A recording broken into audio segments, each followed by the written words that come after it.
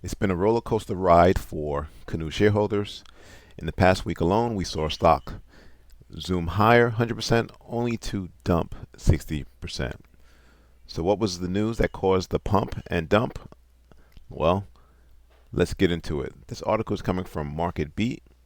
This is Canoo blast higher on DoD, NASA News. Is a big squeeze ahead. So in July alone, the company announced a partnership, an expansion of that partnership with the Department of Defense. Canoo announced that the DoD Defense Innovation Unit will work with its to develop a high-powered battery pack for potential military operations. And then on top of that, we got news that they started doing some work with another branch of the Army.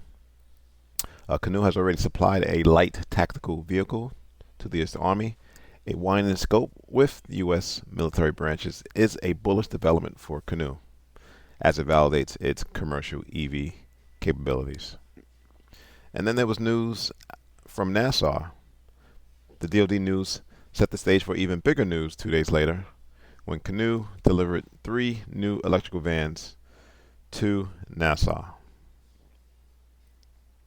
So Canoo is developing a range of purpose-built EVs based on this unique modular platform. Although its initial thrust is the commercial EV space, it is also moving forward with passenger EVs for consumers that have unusual needs and taste.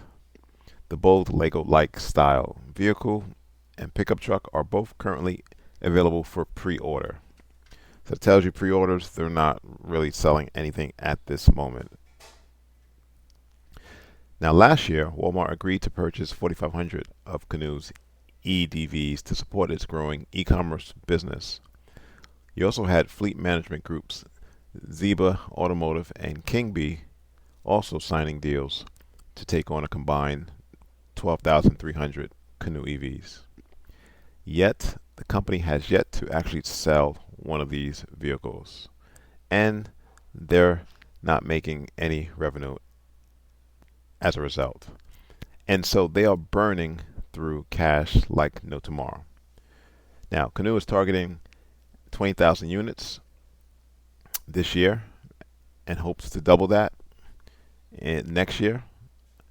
The company recently raised $150 million during the first quarter, but exited that quarter with $6.7 million in cash. So as you can see, they are burning through money, which means that they have to go back to the markets for more funding, which means that although they're not making any earnings, if they were, those earnings would be diluted and spread through the additional shares that they issue to the market.